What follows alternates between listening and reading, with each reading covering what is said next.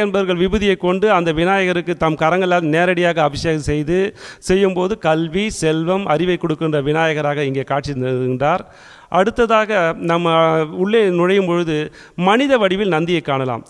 ஈசன் மனிதர்களை காக்க பெரியாண்டவராக மனித ரூபத்திலே உலகெல்லாம் வலம் வரும்பொழுது நந்திய பகவான் அவரோடு உடன் வந்து இந்த இடத்திலே நேரடியாக நின்று அருளும் மனித கோல காட்சியை, இந்த நந்தி காட்சியை நம்ம இங்கே காணலாம்.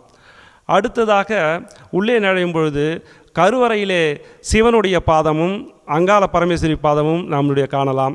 அருணாச்சலனே ஈசனே அன்பே சிவமானநாதனே,